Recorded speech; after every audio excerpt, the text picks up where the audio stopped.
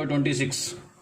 The angle of elevation of the top of the tower form 2 points at a distance of 4 meter and 9 meter. From the base of tower is in the same straight line are complementary.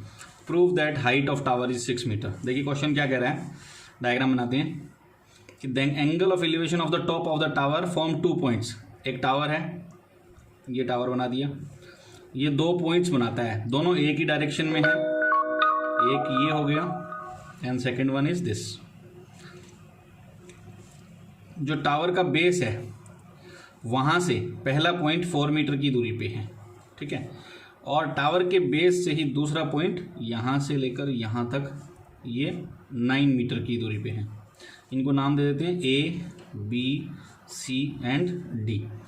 इसके बाद ये क्या कह रहा है, इसके बाद कह रहा है कि the base of tower is the same straight line are complementary. जो एंगल्स हैं वो हमें दिए हुए नहीं है, एंगल्स दोनों एक दूसरे के कॉम्प्लीमेंट्री है. कॉम्प्लीमेंट्री एंगल्स कौन से होते हैं? The sum of 2 angles are complementary, जिनका सम 90 डिग्री हो, 90 डिग्री सम के एंगल्स.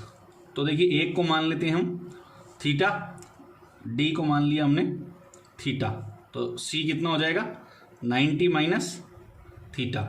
और हमें ये प्रूव करना है कि इसकी हाइट 6 मीटर है. हाइट दी हुई है लेकिन ये प्रूव करना है, तो ये मान लिया हमने h. चलिए स्टार्ट करते हैं. Let A B equals h metre, angle d equal theta, angle c equal 90 minus theta. First है इन ट्रायंगल, पहले ये वाला ट्रायंगल ले लेते हैं. In triangle A B C, A B C में देखिए थीटा है, थीटा के सामने परपेंडिकुलर आ जाएगा, टेन थीटा का ही होगा. Tan theta, tan theta, theta की वैल्यू दी हुई है 90 माइनस थीटा, तो हमें लिखना पड़ेगा tan 90 minus theta equal perpendicular upon P upon B. याद नहीं आया तो याद कर लिया करो. कैसे? पंडित बद्री प्रसाद हर हर बोले. पी अपॉन बी, तो 10 90 माइनस थीटा. पी है हमारा h और बी है हमारा 4 मीटर, h अपॉन 4. देखिए 10 90 माइनस थीटा को क्या लिखते हैं, याद करिए. 7 एक्सरसाइज हमने पढ़ी थी 7.2, उसमें यह बताया गया था 10 90 minus theta is equal to cot theta. तो cot theta equals h upon 4. ये आ गई equation number 1. Now second one. In triangle A B D, A B D में tan theta equal P upon B, perpendicular upon base same वही. Tan theta equal perpendicular तो है h और base है 9, h upon 9. Tan theta equals h upon 9, ये same हो गया. This one is equation number second. अब क्या करेंगे, इसको सॉल्व करने के लिए दोनों इक्वेशंस को आपस में मल्टीप्लाई कर देंगे. तो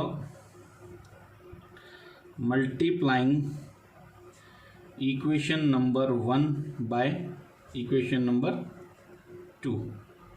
1 और 2 को आपस में मल्टीप्लाई करने पे एक बार उतार लेते हैं. Cot theta equal h upon 4 multiply tan theta equal h upon 9. देखिए कॉट को 10 से मल्टीप्लाई होगा, LHS का LHS से होगा, ठीक है ना. Cot theta into tan theta equal h upon 4 into h upon 9.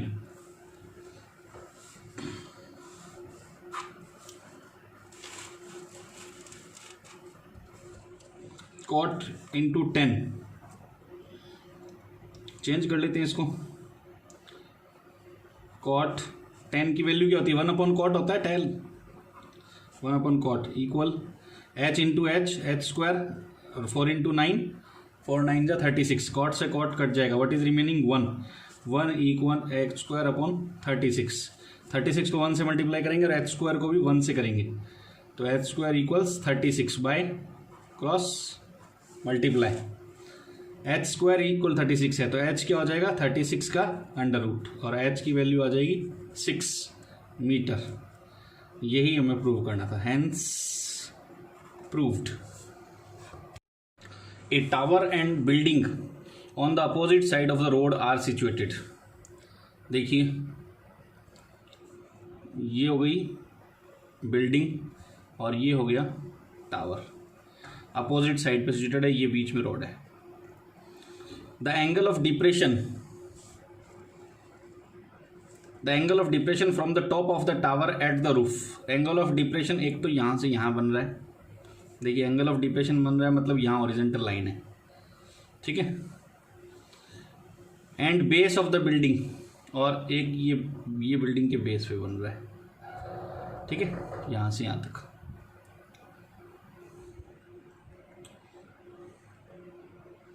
ये हो गया 60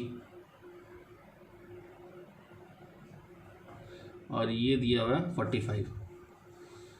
ये हॉरिजॉन्टल हो गया इसके, ये 45 है तो ये भी 45 होगा, और ये 60 है तो ये भी 60 होगा।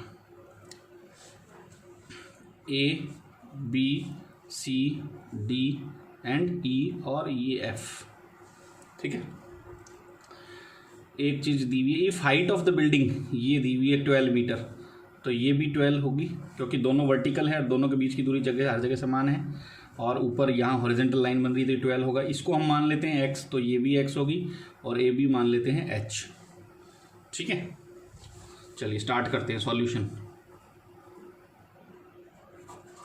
सबसे पहले ये जो एंगल हमने किए हैं वेरीफाई, 45 का 45 ये लिख लेते हैं। सिंस एंगल देखिए F A E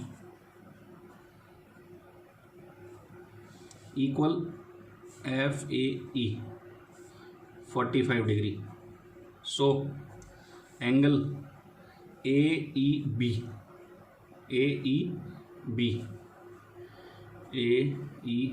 is equal to 45। क्यों पता है आपको, अल्टरनेट इंटीरियर एंगल्स है, जेड की फॉर्म्स बन रही है। देखिए दूसरा, सिंस ये गिवन है, ये तो गिवन है, ठीक है ना, ये गिवन है। एंगल ये वाला 60 डिग्री वाला F A D equal 60 degree, so A D C equal 60 degree, ठीक है। ये भी गिवन है, ये इतना है तो ये इतना है। इसके बाद में लेट ए बी को माना है हमने h, ठीक है, डी सी को माना है x, ये x है तो ये भी x होगी, so B E is equal to also x, तो ये x है तो ये भी x होगी। स्टार्ट करते हैं, अब देखिए स्टार्ट होगा एक्चुअल सॉल्यूशन। इन ट्रायंगल, कोई भी ट्रायंगल ले लेते हैं, पहले ये वाला ले लेते हैं। देखिए ए ई बी में ये 45 डिग्री है, और ये इसके सामने परपेंडिकुलर है, और ये एक्स बेस है, तो 10 45 equal P upon B, perpendicular upon base. 10 theta है, थीटा भी लिख सकते हैं, 45 सीधा भी लिख सकते हैं। 10 45 की वैल्यू होती है 1 इक्वल पी की वैल्यू परपेंडिकुलर दिया है हमने h, और b है x। ये 1 है, 1 के नीचे कुछ नहीं है, इसका मतलब 1 है, 1 अपॉन 1 है, तो x इक्वल h। ये आ गई इक्वेशन नंबर 1। x और h दोनों बराबर है। देखिए ये चीज़ पहले बता चुका हूँ मैं, एंगल यदि 45 का होगा तो परपेंडिकुलर बेस हमेशा बराबर होंगे, ठीक है। दूसरा ट्रायंगल, इन ट्रायंगल बड़े वाले पे आ जाइए, ए डी सी में, ठीक है। 10 theta equal P upon B, same वही, फिर 10 की वैल्यू है यहाँ पर 60, 10 60 इक्वल पी क्या है, देखिए पी परपेंडिकुलर पूरा है, ये परपेंडिकुलर अब, ठीक है ना। इसमें h प्लस 12, पी क्या है h प्लस 12 अपॉन बी क्या है, बी सेम वही x है, ये x।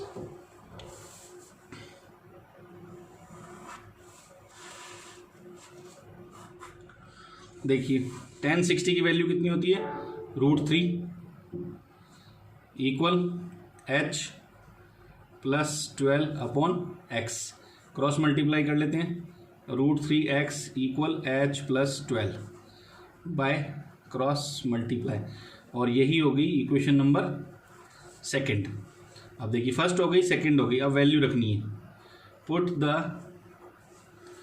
हमें h फाइंड आउट करना है तो x की वैल्यू रख लेते हैं। Put the value of x की value, put the value of x in equation second from equation 1, मतलब इक्वेशन 1 में से x की वैल्यू इक्वेशन सेकंड में रखने पर। देखिए इक्वेशन सेकंड क्या थी, ये ऊपर ये रही, दोबारा लिखना चाहें तो लिख सकते हैं, ज़रूरत नहीं है। देखिए जगह कम है थोड़ी हमारे पास, √3x इक्वल h प्लस 12, ये थी इक्वेशन सेकंड। x की वैल्यू रखनी है हमें, x की वैल्यू कितनी है, h, तो √3h, ये x की जगह h रख दिया, इक्वल h प्लस 12, फिर √3h, ये h इधर ले लेते हैं इसको, माइनस h इक्वल 12, ट्रांसफॉर्मेशन कर लेते हैं, ठीक है ना, ट्रांसफॉर्मेशन। अब इसमें आ जाएगा h कॉमन, ठीक है, h हमने कॉमन लिया तो क्या बचा, √3 माइनस 1 इक्वल 12, √3 की वैल्यू रख देते हैं, ये मल्टीप्लाई में है, h से ये मल्टीप्लाई में है, ये तो पता लग रहा है, या तो नीचे ले चलते हैं, वैल्यू रख देते हैं, कुछ भी कर दीजिए दोनों में से।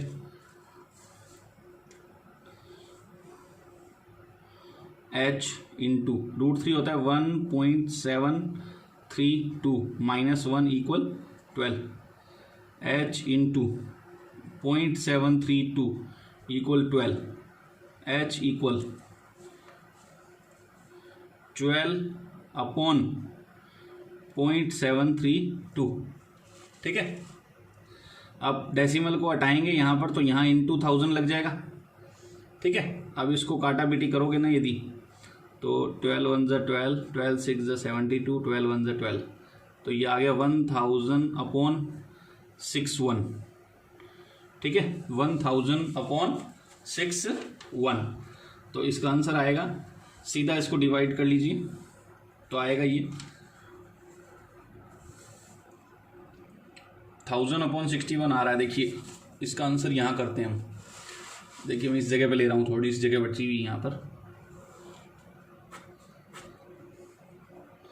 1000/61, h इक्वल 1000/61 आ रहा है, तो h इक्वल 1000 को यदि 61 से हम डिवाइड करेंगे ना तो आएगा 16.392, करके देख लीजिएगा आप, ठीक है। अब ये तो आ गया h, हमें पूरी हाइट फाइंड आउट करनी है, हमें फाइंड आउट क्या करना है, हाइट ऑफ टावर, तो HEIGHT, height of tower, height of tower कितनी थी, h प्लस 12 था, तो h की वैल्यू आ गई 16.392 plus 12 equal 28.392, answer. Question number 28. If angle of elevation of sun changes from 30 degree to 60 degree, then at these angles of elevation, find the difference in the length of shadow of 15 meter high pillar. Question क्या है, देखो समझो अच्छे से कि जो angle of elevation जो सन से बन रहा है वो चेंज होता है, जो सन से एंगल ऑफ एलिवेशन बन रहा है वो चेंज होता है, कैसे, from 30 degree to 60 degree, 30 degree से 60 डिग्री तक। Then at these angles of elevation find the difference, मतलब इन एंगल जो 30 डिग्री से 60 डिग्री बन रहा है उसका जो एंगल ऑफ एलिवेशन बन रहा है उसका जो डिफरेंस है वो हमें फाइंड करना है। तो जो डायग्राम बनाते हैं उससे समझ आ जाएगा। डायग्राम क्या कह रहे हैं कि जैसे सन यहाँ पर है, ये 15 मीटर पर, 15 मीटर, अब इसके हिसाब से जो है एंगल ऑफ एलिवेशन है वो 30 डिग्री है, मतलब यहाँ पर, ठीक है, क्लियर, 30 डिग्री है यहाँ पर। अब ये क्या है, 30 डिग्री से जो एंगल है वो कम हो जाता है, क्योंकि सन जैसे ऊपर जाएगा तो शेडो उसकी कम होती जाएगी, इधर ऐसे उल्टी उल्टी होती जाएगी, तो ये 30 डिग्री से 60 डिग्री हो जाता है। तो 60 डिग्री हो जाता है, ये 30 था, ये 60 हो गया। अब इसको नाम दे देते हैं ए बी सी डी, और इसकी वैल्यू हम रख देते हैं एक्स, क्योंकि हम यही निकालना है, इसका डिफरेंस ही निकालना है, तो इसकी वैल्यू एक्स रख देते हैं, और इसकी वाई, और इन दोनों की रख देते हैं, तो एक्स प्लस वाई हो जाएगा फुल ट्रायंगल की। चलिए शुरू करते हैं सॉल्यूशन। सबसे पहले कौन सा ट्रायंगल लेंगे? सबसे पहले ट्रायंगल लेंगे in triangle A B C.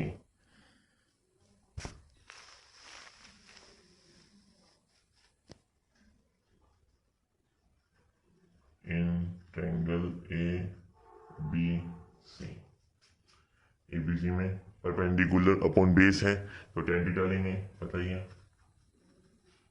tan theta is equal to perpendicular upon base. tan theta पहले ट्रायंगल ए बी सी लिया है, तो हम लेंगे 60 डिग्री, 60 वाला लेंगे, tan 60 is equal to perpendicular कितना है 15, परपेंडिकुलर 15 हो चुका है, बेस बेस y है, बीसी मतलब बेस y। tan 60 की वैल्यू क्या होती है? tan 60 की वैल्यू होती है √3, हमें पता है tan 60 की वैल्यू √3 होती है, √3 is equal to 15 upon y, cross multiply कर लेंगे, √3 y से करेंगे, √3 into y is equal to 15, y is equal to 15, √3 multiply में है, डिवाइड में आ जाएगा। अब देखिए √3 डिवाइड में आ गया है, मतलब नीचे आया है, तो हम क्या करेंगे? रैशनलाइज करेंगे, 15 अपॉन √3 इंटू √3 अपॉन √3, सॉल्व कर लेंगे आगे, 15 अपॉन √3, √3 इंटू √3 3 से कट गया 5, y इज इक्वल टू 5√3। अब इसे आगे सॉल्व भी कर सकते हैं अपन, √3 की वैल्यू रख के 5 इंटू 1.732 मल्टीप्लाई कर लेंगे, आ जाएगा आंसर 8.660। ये हम इक्वेशन 1 रख देते हैं, इसे इक्वेशन 1 रख देते हैं। आगे नेक्स्ट, अब दूसरा ट्रायंगल लेंगे, ट्रायंगल ए बी डी, अब फुल ट्रायंगल लेंगे, तो in triangle A B D,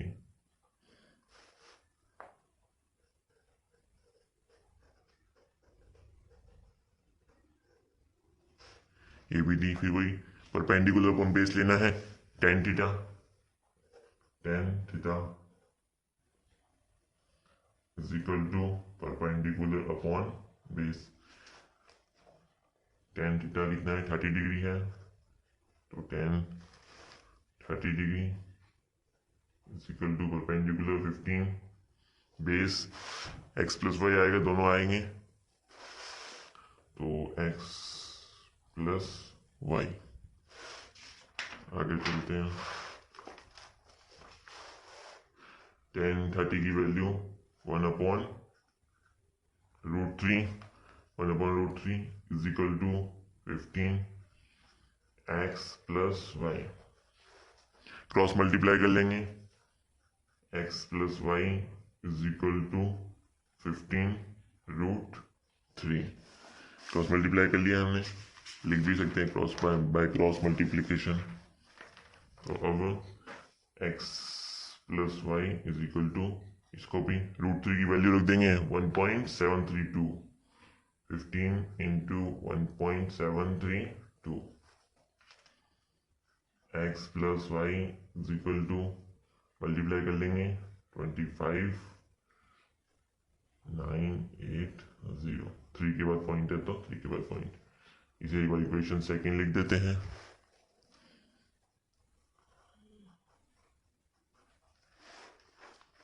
अब क्या करेंगे, y की वैल्यू हमने पीछे निकाली थी, y की वैल्यू, तो इसमें y की वैल्यू लिख देंगे। पुट द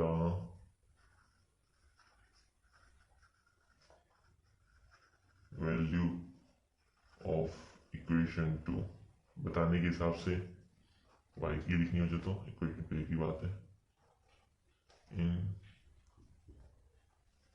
सॉरी यहाँ इक्वेशन 1 आएगा,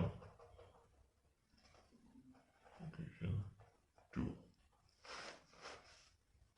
आगे चलेंगे, x प्लस y की वैल्यू 8.660 थी इज इक्वल टू 25.980। फिर आगे x की वैल्यू 25.980 माइनस 8.660, आंसर आ जाएगा 17.320। जीरो लगाओ या नहीं लगाओ एक ही बात है, x is equal to 17.32 metre. तो हमने डिफरेंस निकाल दिया है कि y x की वैल्यू निकालनी थी कि यहाँ से यहाँ तक होगा तो कितना आएगा आंसर। Okay, thank you.